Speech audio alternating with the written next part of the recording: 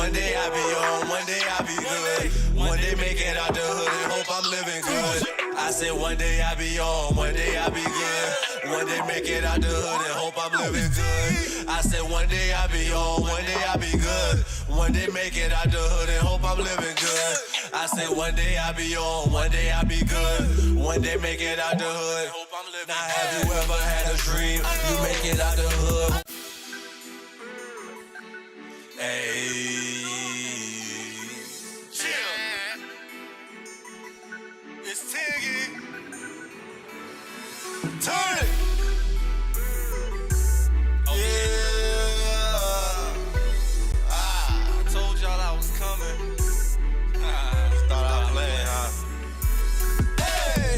One day I be on, one day I be good. One day make it out the hood and hope I'm living good. I said one day I be on, one day I be good. One day make it out the hood and hope I'm living good.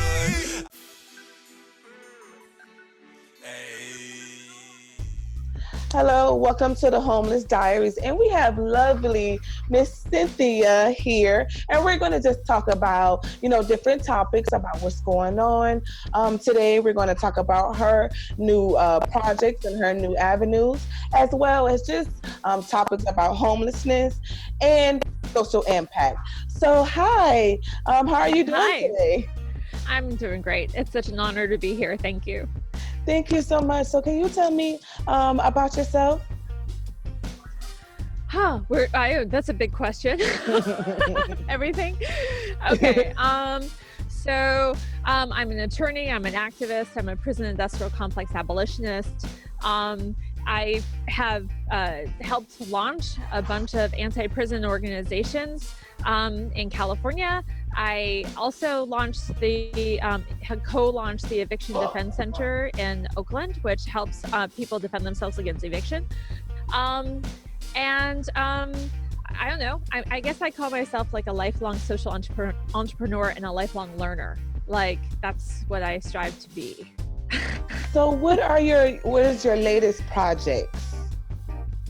Sure. So my day job is I run a thing called the Bay Area Legal Incubator, which is helping lawyers create community-based, really community law practices where they can have a social impact.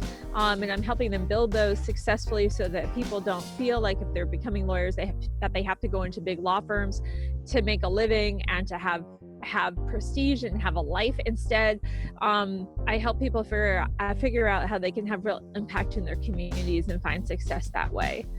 And then also, I still do a lot of work challenging human rights abuses in prisons. I just co-drafted a bill to get reparations or financial compensation for people who were illegally sterilized by the state of California way back in the day when they used to sterilize coercively lots of people who were homeless or in prisons or hospitals. And more recently, up through 2012, the state of California was illegally sterilizing women in prison without their knowledge. And so I'm working to try to make sure the state tells the people that they were sterilized and then compensates them for doing that harm to them, and that they don't hide from that horrible abuse. And then I'm also in a movie that's coming out this Thursday. That's really I think of myself as like the best supporting actress. Wow. The lead is one of my former clients who became a comrade, who is awesome. We met when she was a young woman in prison. Now she is the Los Angeles commissioner. And she runs her own nonprofit, and she is a mover and shaker and changing the world. And she was also a survivor of sterilization abuse in prison. And so she has been partnering with me for 20 years, wow. Literally since around 2000, to expose what was happening in California prisons. And so the film chronicles her whole effort, and I'm like the secondary friend. Wow. Yeah, it's pretty awesome. So see, guys, I just wanted her to explain the awesomeness about her because I can't wrap that up in one big old ball. But what I love about her is, guys, I was going to Justice Now I was going to JVS, which is in San Francisco, California, and she gave me the opportunity to work at her law firm called Justice Now. And she even allowed me to bring my baby, guys. Like, I didn't have any child care, and she just allowed me to bring my child, and I completed. I brought my babies to work too, so you should be able to bring your babies. Right. And oh my God, I graduated, and she motivated me to go back to school and become a paralegal. So, you know, she's just awesome. And, you know, she really cares about, you know, everyone's life, you know. So that's what I really love about her. And right now, how is it, does the COVID-19, is it affecting your business anyhow? I mean, the biggest thing was helping everyone pivot to start working online and figure out ways to reach people. I mean, people still have a lot of needs, right? Like, you know, the housing crisis didn't go away. Poverty is only getting worse. You know, domestic violence is only getting worse as people are locked up in their houses with people that they don't want to be there with. Right. or when they're scared, right? And when people don't have a home and they're just scared, like it just doesn't bring out the best in folks, and it creates more desperation. So it's not like needs have gone away. What my job is to try to help attorneys find people who have needs and connect with them. When they can't do it is by meeting face to face, right? So that's how it's changed. And then in terms of, you know, my work around people in prison, I mean, yeah, I mean, really, this pandemic is playing out in what I would call a eugenic manner, meaning that it's showing all the health disparities. It's showing how people who have less power in society are more at risk of not being able to take care of themselves, isolate themselves, and getting sick and potentially dying, right? And to me, that's genocidal, right? If we were really as a country united around testing and having access to care, we wouldn't see it play out this way, but that is specifically and deliberately not being done. And so to me, folks in charge really know this will have a genocidal impact on vulnerable communities. Wow, yeah. So, because as a case manager and an outreach worker, I noticed that the domestic violence rate has tremendously risen, and as the Black Lives Matter rate has become the new thing, you know, it's the police. They want to defund the police. So that's why I asked you that question as far as your, you know. Yeah.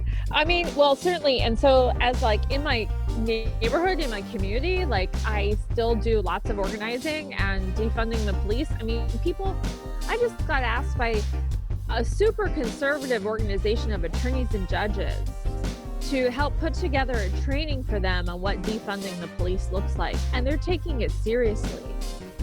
And those kinds of people in power who have always seen their jobs as maintaining the system are now starting to question if there are maybe some different ways to function. And I think they're just realizing that it's happening whether they wanted to or not, right? And so they want to learn more about it. But 3 weeks ago, if you had told me this conservative group, even just 3 weeks, with this conservative group of judges and attorneys would want to really understand the concept of defunding the police and prison abolition, I'd be like, you'd be crazy. And it's happening. It's actually happening. That's why I feel that, you know, that's your purpose too as well. If someone is coming up to you and asking you, you know, to do those missions, you know, because you've been doing it for years as well. And that goes back to the backlash, you know. Let's say that, you know, I noticed that you were speaking out and that you were giving your opinions, you know, on social media. Do you feel that, you know, white people should speak out? Do you feel that white people should, you know, just stay in their lane? Or how do you feel in this era when you know that you do care for Black people, right? You know, you're not racist. What are some tips and some advice to not try to aggravate the community during this time? First of all, I think white supremacy is a white people's problem. Like, there's nothing is going to change until white people decide to release their hatred and control. of communities of color and specifically Black people. So I, as a person who wants to see that happen, that will not happen by just playing nice with, and with the status quo and with white people. That just won't, in my opinion. So, like when I was 9 years old in 4th grade, my family lived in a tiny little integrated part of a segregated town in the Midwest. And I went to school thinking that we were going on a field trip to go to the circus. And instead, we were taken to a maximum security youth facility as part of a Scared Straight program, because the teachers decided, and some of the elders in the town, I guess, who talked to them, decided that if they were doing this experiment of allowing an integrated part of the town, that we might need to be set straight and have this experience, right? So I'm like 9 years old, and we go into this maximum security facility, and every child locked up in that facility was Black. And we were being encouraged to walk around and peer in through these small windows in the cell doors, and stare at them and gawk at them while they said horrific things about the Black children who were in there. I remember one boy was 8 years old in the maximum security youth juvenile facility. The only children who were really taunted from my class were the Black children in my class. It was so, I didn't have the language for it because I was like 9. It was so clearly gross and ridiculous. And I left there thinking that these adults had no freaking common sense. And when I got home and I told my parents what happened, at first they were like, well, what? We thought you were going to the circus. How could this happen, right? And then, and they were shocked. And I'm like, well, what are you going to do? What are you going to do? I remember being like, what are you going to do? Wow. And my parents were like, well, I mean, maybe they have a point. Maybe they have a point. And it was like this switch went off where I was like, I cannot count on my parents to fix this crazy shit. I mean, excuse my language, but that's literally, I was like, this is a ridiculous situation, and I cannot count on my parents. And it's like, I think, if I can at age 9 have this realization that if I want to build a better world, I'm going to have to step up and just do it, then really, what is white people's general, and a white person as an adult, what's their excuse? They should be stepping up and changing things too. And maybe it takes a bit of bravery, but it's the only way we're going to have change. People have to be willing to do it. White people specifically. It does definitely take a lot of bravery, because, even I'm looking on LinkedIn, and it's just basically like a battle right now between, companies are not hiring, Black executives and leaders, etc. And then and you also see continues of the protests. And then, like I said, you see Amazon, he's stepping up and he's saying Black Lives Matter, then he getting the Black Lives. And then you see people that's actually trying to defend themselves and saying Black Lives Matter, like Mark did from Boston. And then people are doing the research and saying, you don't care for Black lives, and et cetera, et cetera. Yeah. So, I mean, like it's ridiculous for Amazon to be considered, like the leadership of Amazon to be considered in favor of Black Lives Matter, right? Because fundamentally, this is also about, it's an intersection, right, of capitalism and racism, right? And it's like people who are in power, the companies and the individuals with enormous wealth, have a lot to gain from pitting different factions of people against each other, creating fear, and then creating division, and using that to divide the worker class, creating a potentially eternal underclass that they can manipulate, like the people who are stuck in facilities running like crazy on a timed shift to fulfill orders for Amazon, right? Right. It's like you have to isolate them out and not allow people to come together and have power, or those conditions would change, right? And so it's So guys, see what you're saying. I just don't believe it. To say that, he might be like, oh yeah, sure. I mean, okay, I'm sorry. Maybe it's like the 8 can't wait people versus the defund the police people. So the 8 can't wait is like, we need these things to change right now. We need people to stop cops to stop putting people in chokeholds. We need cops to, have a certain amount of oversight over them. We need, like, in this list of things. And then acting like that's going to solve it. That's not going to solve it, because there really is no oversight. And that whole institution is given carte blanche because that institution is doing work for powerful people by keeping Black people in check and as an underclass all the time. Anyway, so it's like, so Amazon could be like, let's be nice and nice right here and now. But if it really started pushing on their business, they wouldn't be so nice. I think right. I think it's going to be a bigger problem due to the fact that, we're still in COVID-19, right? And people are out there protesting, and then we still don't have a vaccine. So it's still going to be a race between who gets the vaccine first, the Black people and the white people. So I still, So it's going to be a constant. How do you picture social impact in the future, and how do you picture this generation in the future? As for your kids, because your daughter just graduated. Yeah, I have one daughter who just graduated from high school and is in college now. She just finished her first year. I have another one who's in high school. They're old and blows my mind. Okay, not a day goes by where I am not reminded of how much smarter and more capable than I am they are, right? They're just so much more superior than I am in every way. And part of that is being able to see how the world could be better, right? They have such a clear vision. They're not obstructed by many of the trappings that my generation has or your generation has. And they're more free.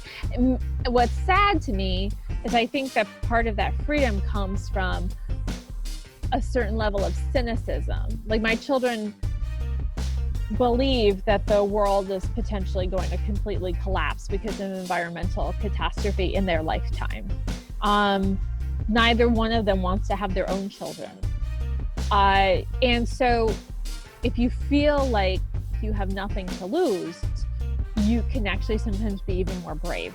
And sometimes I wonder if some of that, and I'm not a generation expert or something. Right. Part of me wonders if maybe younger kids now have a certain freedom that comes with realizing they're in the same position I was in when I was 9. They're looking at the older folks and being like, y'all are crazy and you are not taking care of business. We are going to have to take care of business. And they realize, like, the dire stakes that they have to fight, right? That they're risking if they don't do anything. And that answers the question for basically the Black community, because you have a lot of people asking, why is white people, protesting for us, and do they really understand, and et cetera. But you basically answered it. Your kids is more free, they're more understanding. They're raised up by people like you that's not in a division world. They're free spirit. They understand things. So their generation is different. They're not raised in the white and Black. So that basically answered that when people look at my show like, oh, why is white people protesting for us? Because they care for us. Their generation is different. They're loving, they're more carefree, they understand, etc. So that goes back to what I was going to ask you about homeless individuals, right? So I was doing protesting and I saw homeless people, and they were just like literally walking around like, okay, at first I thought you guys wasn't staying inside, and then now you guys are protesting, but again, you don't care about us. Do you know? And for the COVID-19, I noticed that people are losing their houses due to the fact that they can't pay their bills, etc. Do you know anyone per se that's affected by this? So as a lawyer, when I was a baby lawyer, so I was in my 20s, one of my very first clients was a woman in prison who really distrusted me at first. And after many, many years of working together, she became my client, then she became a comrade, then she became my mentor. Really, she taught me so much. And then we became more like sisters. And her name's Teresa. And Teresa is homeless in Los Angeles.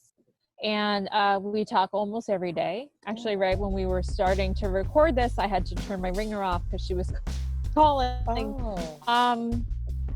And I have so much, what's the right word? I stand in awe. I stand in awe of everything she does every day, everything she juggles every day as a woman of color trying to survive in a society that just does not want to cut her a break in any way, shape, or form. And I believe she's had COVID. She was horribly ill near the beginning of when the state kind of went into the shelter in place thing. She could barely breathe. One of the women in a tent next to her tent died of quote unquote pneumonia. So she didn't wake up, and then the ambulance was called and they were like, oh, it's pneumonia. And they, no one tested her. And Teresa was horribly ill. And even though the city in Los Angeles, she's in LA, I'm up in Northern California, even though Los Angeles was advertising in the news or claiming that they had all these hotel rooms for COVID positive people that were homeless, or they had, all these testing resources and whatever. I mean, between me and another woman that knows her well, who's very connected in the political world in LA, we were on the phone with anyone and everyone, and we could not get her a room, and we could not get her tested. We could not get her any kind of resources. And then when she finally did get an offer, it was actually, it's an offer to live somewhere. It became clear they were going to do a warrant check on her. And she has a warrant. She has a warrant for, which is basically a poverty-related warrant. She has an open container warrant, right? Nobody cares if a fraternity boy in a college is sitting on his front steps drinking a beer. Her front steps is literally the sidewalk, right? Right. So, Right. Anyway, and because of that, she ended up backing out of getting tested because she was too scared. Because if she ended up in jail in this moment, it's even worse, right? It's like even completely much more worse. So, I literally was talking to her, 5 times a day, and every time she was 5 minutes late calling, I was convinced that she was dead, and it was also very hard to send money to her. It was very hard to even get her water. Like I could send, if I got her money, she couldn't even buy bottled water anywhere because it wasn't available anywhere. Mm-hmm. At one point, she has a cat, and she and her cat had no water for almost 2 days. Mm-hmm. And she finally got so thirsty that and literally I had sent money and she couldn't find anything to buy. And all of the fast food places at the point had closed down, and the city of Los Angeles didn't want people congregating in the parks, and so they put signs on all the water fountains in the park saying that they were out of order. Oh. They probably really weren't out of order, but that was literally the only water she could access, right? So she was trying to feed her cat 7-Up, which was ridiculous, right? Yeah. No, it was horrible. I mean, anyway, it's been a whirlwind of the last 2 months, even just being an ally with her and her struggle. I can't alone solve all of the social forces that she's up against. I can't. I've tried. I can't. Yes. It's just, it's not even possible to be the white savior if I wanted to. Right. It's not even possible, And yeah, it's just devastating. And, in terms of the protests, she's been sending me pictures of the military on the streets in Los Angeles, and she's also been sending me pictures of the protesters, and she loves the fact that people are protesting, but she also has no respite to be able to be part of those protests. There is no peace. There is no moment of rest to be able to be part of those protests. So that's a different level of privilege, right? It's like one thing for me as a white ally to do things. There's also people of color who need to recognize they need to be allies with people who don't have the privileges that they have, like having a home, having an income, having food, having water, right? And figuring out what it means to be an ally to other folks too. Yeah. I'm sorry, I rambled forever. No, exactly. That was beautiful, because that's the reason why, because I've been homeless for 18 years of my life with my father. And it just goes back to imagine I would have been homeless during this COVID-19, and what resources would I would have received? Yeah. None. Again, because we barely have gloves and masks. At the workforce, at our jobs, we barely have tissue. You see what we were doing with the tissue. So imagine what the homeless people had if we was taking all the tissue and stuff like that. So that's why At one point she called me and she's like, "What the hell is wrong with you people? Like, are you taking all the toilet paper? Like, what? Like, what's going on?" And I was like, I'm like, it's a supply chain issue, and and it also affects what access to media one has and information, right? So she was calling me to look things up for her and also look up Spanish resources for her, because her partner is a monolingual Spanish speaker, and a lot of people in her life are monolingual Spanish speakers, and they had a really hard time accessing information they could understand about what was happening in this pandemic. And I'm sure they're not getting information about this activist moment, right? Because there's also, activist speak can be very professionalized compared to folks who are living on the streets, right? So I've been, part of my job, I felt as an ally, is to make sure she has access to information, right? Look up anything she wants me to look up. It's not like I'm spoon feeding her the information I want her to have. It's like she tells me what she wants to know and I'll find it for her. And making sure that I'm available for that has been really important. Yes, because me and my father was on the news when the COVID-19 just, began, and we went out into the streets and gave them book bags. And did you believe that 5 out of 10 homeless people wasn't aware about the COVID-19? Oh yeah. Yeah. So like you said, they was the first. Basically, they're the last to know about everything. Oh yeah, right. Totally. Because, and Teresa, like literally, I was like rushing around picking my daughter up from school, getting her home before her dorm was closing, all this stuff. And Teresa calls me. She's like, "What is going on? What is going on? Why?" That was when she was like, "Why is every park blockaded and I can't get water? What is going on?" She had no idea that this was coming, right? And then she had the least access to resources to be able to stockpile anything, or to get help for herself. It was really, it totally, on every level, it's been impacting people based on people's social standing, but, all the layers of oppression that people experience. So it's kind of like the folks that are on the bottom of all these layers get hit the worst, for sure. Exactly. That's why I also came up with these care bags, right? So I'm coming up with these care bags for my nonprofit organization that I'm partnered with All Home, and actually going out into the community and giving them these hot jeans and these book bags and updated resources on the community, on what Trump is saying, the new laws, because we all need to know. They didn't even know about the hotel that London Breed was going to put homeless people in a hotel, which is like a big old rush, and these are the things that you have to prepare, just because they're homeless and they do want housing, but you have to mentally prepare someone that you're not going to be out in the streets no more. You're not going to be out all night just wandering around. You have to mentally prepare someone that you're going to be like in a box now, quote unquote, in quote unquote like jail to them, It's jail. So you have to mentally prepare people. And then now we have needles and stuff at our hotel, because I'm a case manager, because people want to smoke drugs and stuff like that.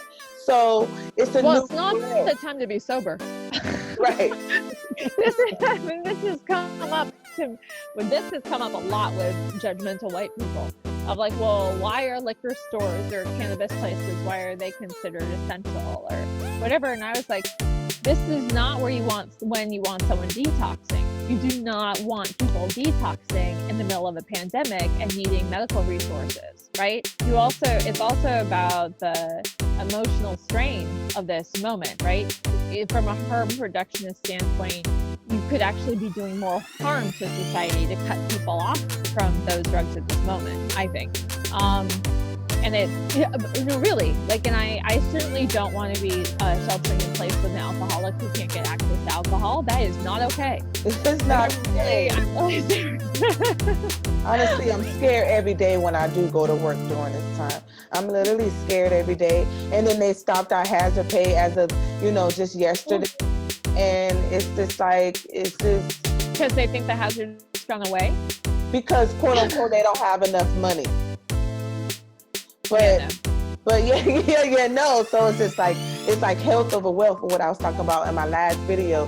And as a Black individual, I can't voice my opinion too much without getting fired, quote unquote, and not having like a backup resource, So it's just like, do I still be, grateful, or do I just, be back where I was, homeless, to where I don't have any resources?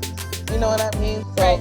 Well, and this is what I mean about how this is a white people's issue to solve and not a Black person's issue to solve, right? Because you are damned if you do and damned if you don't, right? You can try to act nice, you can try to act angry, you can try to act whatever.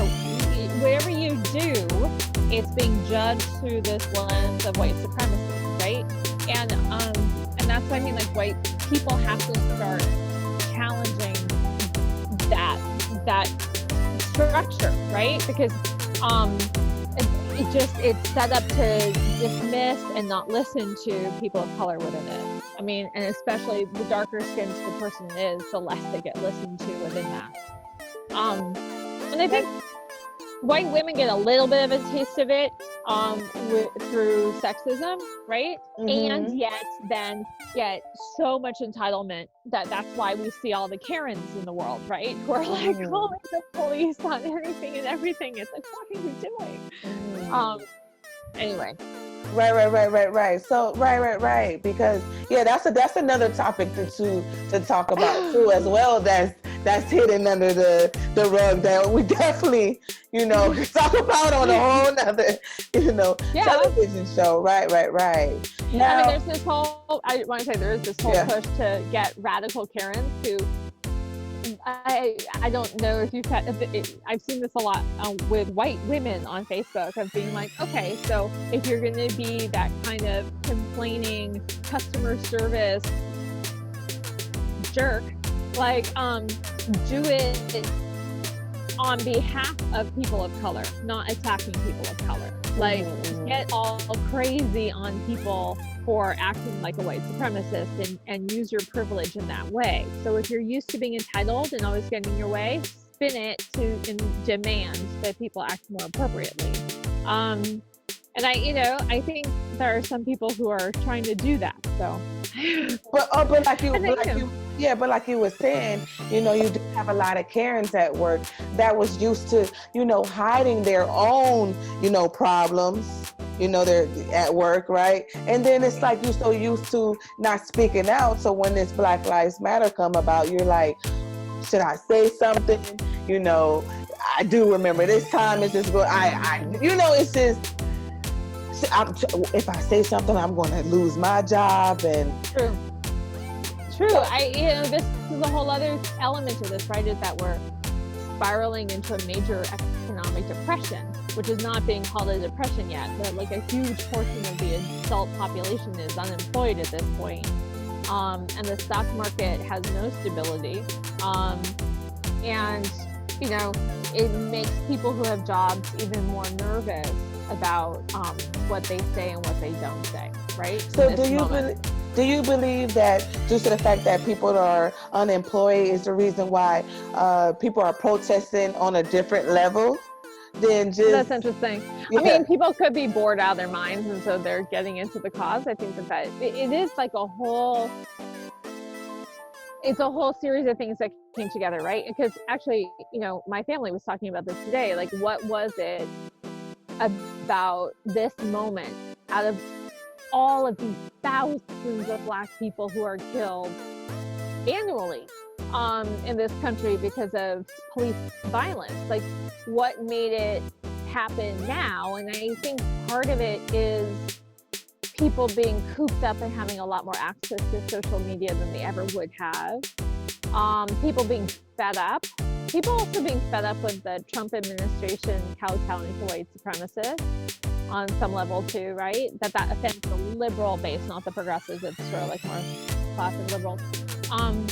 And so it was just sort of like in a lot of people's faces who wouldn't normally see it. I mean, yesterday morning, I live in San Leandro, California, which is like, working class suburb of the San Francisco Bay Area with a horrible racist history, kind of the Ferguson of the Bay Area. And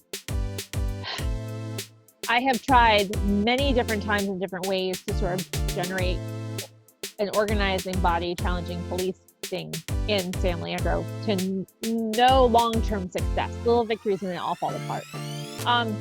Yesterday morning, I put out this post on my Facebook page and said, hey, does anyone want to come to a Zoom meeting to talk about defunding the police in San Leandro? I've got 20 PTA white moms who showed up to this meeting who are like, I don't know anything about defunding the police and something has to change. I've heard of this. It sounds a little scary and I want to know about it though. I really want to know about it. A number of the women have biracial children, right? And they're like, I can't ignore anymore what this is going to mean for my own son, for my own daughter, right?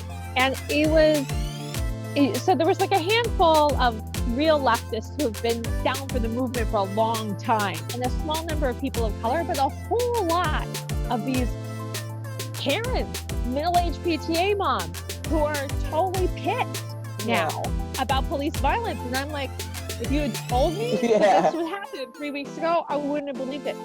We have a town hall tonight, and they agreed to a whole list of positions to call out the city council on, and they want to demand defunding of the police. And I'm like, I don't know what the city council is going to do when they have a group of white PTA moms telling them they won't pay taxes if it goes to police. Like, right. Like how did, and that never would happen without COVID. I mean, it would not happen. It never would have. I never, ever would have. And maybe they're also starved for socialization, right? So they showed up to this meeting. I mean, Right. I know. So I noticed that you have lemons in the back. How do you make lemons out of lemonade? I would make lemons out of lemonade or lemonade out of lemons. Yeah, lemon out of lemonades, right.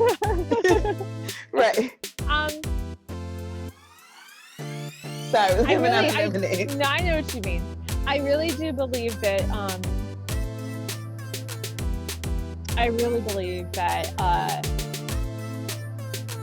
heartache and challenge, and when you hit points in your life where you don't have the tools to move forward and you're stuck and you have to work through being stuck, if you can work through it, that learning process is what makes you a person of integrity, and it makes you strong, and that's what makes genius. So I think without that kind of without struggle and overcoming the struggle, greatness doesn't happen. So I really think that, but the challenge, right, is how much can any individual endure, right? So, and you can't expect all people to be resilient through all things, right? I think that's unfair. That's just totally unfair.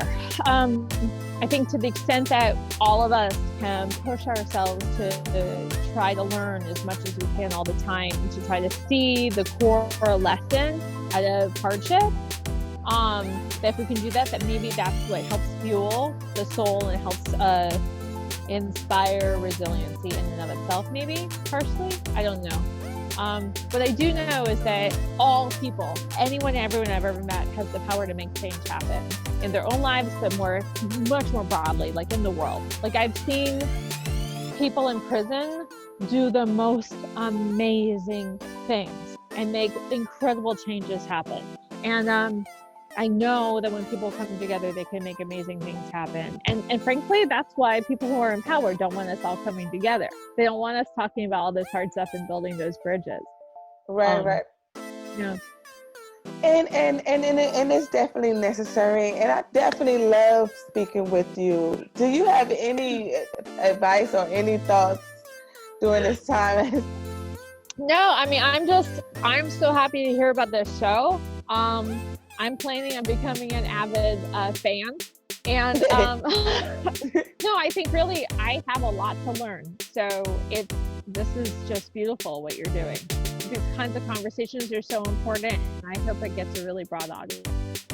Yes, it is definitely needed, and my next goal is to definitely go out into the community and give out these We Care bags, because like you said before, the homeless people is unaware and they don't have any resources. So my goal is to just raise up some funds to get the We Care packages out to the homelessness. I think that's like the greatest thing that should be able to be funded, right? There's got to be a way. Yeah, and I am totally willing to promote it on social media too and do whatever I can. I think this is, anyway. Yes. And this is what all people who have the luxury of being in homes should be doing, is figuring out how we can ensure other folks get the resources they want and are not treated like cattle either. This is just, yeah. And I appreciate everything that you're doing, because this is a difficult time. And, we're all in an emotional stage during this time. And, relax. I don't know if you do yoga, but I'm all about... Oh, no. Yoga makes me so angry, but that's all right. Hey, you're not doing it right. Maybe. You're not doing it right. You're not doing it for long enough. Yeah, we got to do some yoga sessions. Yeah. Maybe we need to, because I think I'm not good at it, and I don't know how. Maybe I need practice. Yeah, we would definitely. I know some yoga freaks, yoga guys. Please, did you hear Cynthia? She needs some yoga experience. I do. I need to learn how not to get angry inside my own head. I think that's what it's about. Thank you so much for attending the Homeless Diaries. I had Cynthia, guys. Later. This is awesome. Thank you. Hi, so my name is Erica, and are you familiar or aware about the coronavirus? Yes. Okay, so how much are you aware about the coronavirus? Do you know the steps to take? Okay, so here are the steps to take. You need to wash your hands. You need to cover your mouth whenever you cough. Get a flu shot if necessary, and then stay at home if you're sick, okay? And also, with the census, I do want you to make sure that you go online or mail this to my name is Erica. What did you say to the mayor if you could say anything to her? Just say get some free masks. Because here I am sitting up here talking to you, I have a mask, and that's kind of like disrespectful that I have a mask on, and you don't have a mask.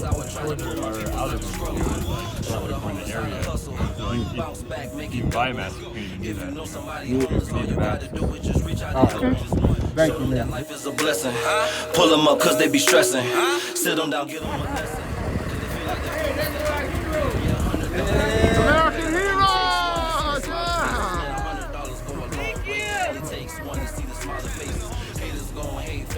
What's up, my man?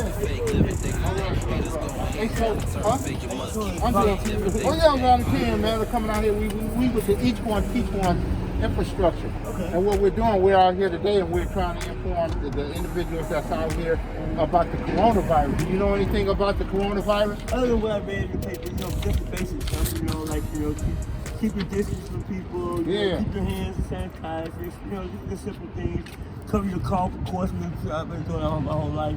Wow, well, you got that. You get a flu shot, which I've already done. Woo-hoo, so you informed, huh? Stay home if sick. Well, I'm at home, so if I get sick, I need to go elsewhere. Right. So we got a question for that. So the individuals that got that are out on the streets, where are they gonna go when the mayor puts in place? First, let me start. Did you know that right now the mayor wants everybody off the streets and indoors? Really? Period. Okay. Yeah. So if you don't have indoors to go, where are you gonna go? Exactly. Right. Yeah. So what the mayor is about to do is put a shelter in place.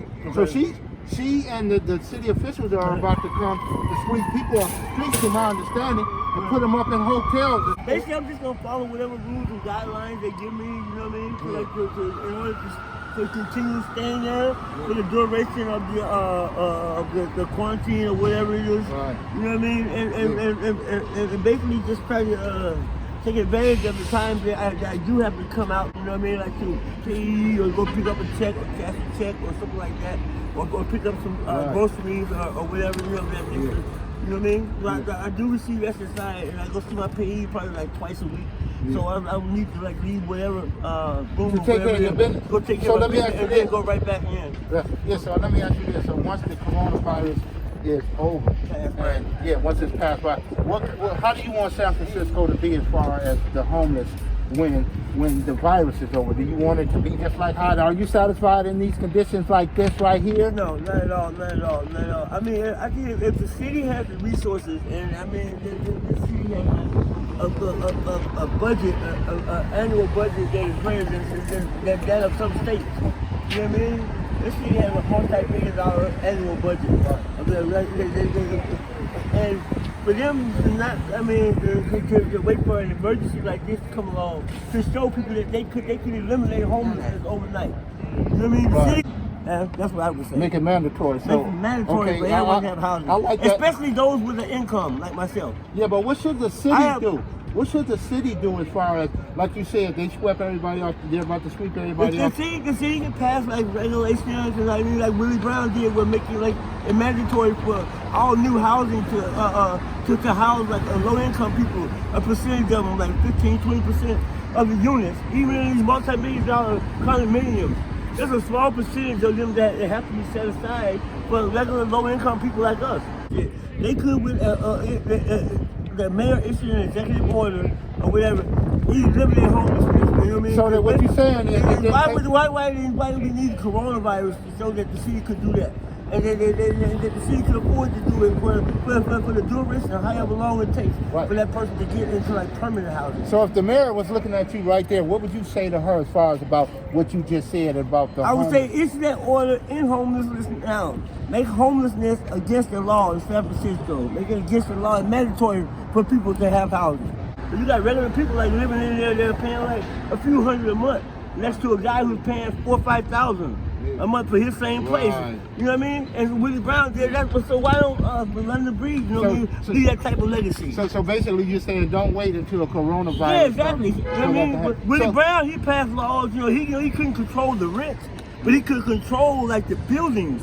The building codes and making certain rules mandatory for builders that will come in and want to build these high-rises or whatever. You know what I mean? Make it mandatory for them to set aside a percentage of them. You know what I mean? For regular low-income people, just regular people. So that if a virus or something did happen, that everybody would have adequate housing. That's basically what you're saying. Yeah, when we shouldn't need Corona to show us that housing should be eliminated. Oh, I love that.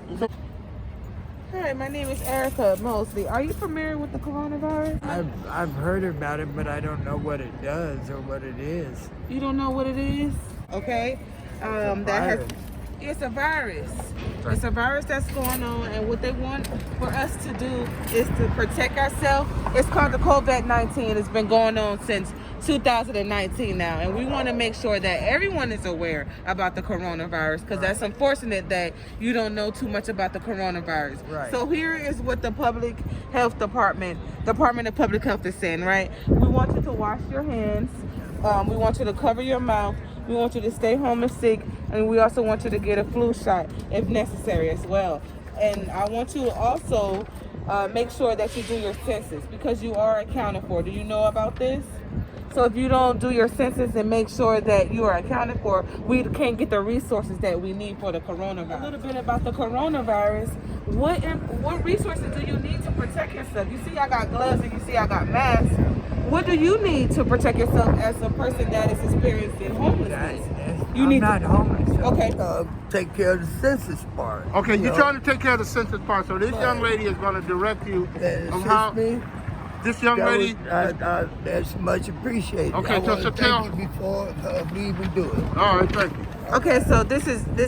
I'm glad that you want to be accounted for, and that's beautiful. So what you can do is you can go to my2020census.gov, or you can call this number right here. Call that number, because like you said, a lot of people don't have access to the internet. Oh, you gonna give me the phone? Yes, sir. I've got access, however, like I say, you can have a car and don't know how to drive it, but I just got it on my phone, so I'm gonna check it out because I'm I catch on, pretty easy. So. And are you familiar about the coronavirus? But of course. And do you? I can almost tell you what the count is all around the world. Okay. 80,000 people have been affected all around the world. And So would you spread that word throughout the Tenderloin with that paper that we have given you? I would do it with honor. Thank you. Yeah. If you would give me a couple more, I'd be able to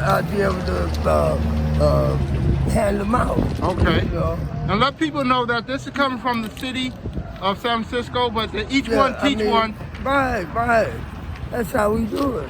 Each one teach one. Bro, I can't keep it unless I give it away.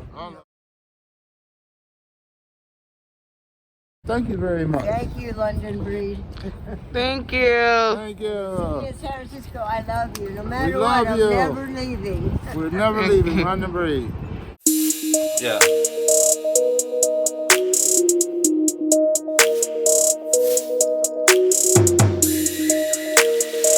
Industry Ready Production, psbeats.com. Each one, teach one, infrastructure.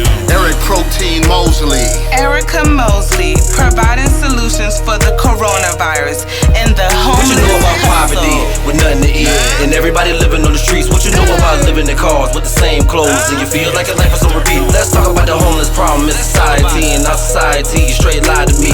And why my people's gotta struggle, man. Why coronavirus spread rapidly, man. It's a tragedy and it's sad to see.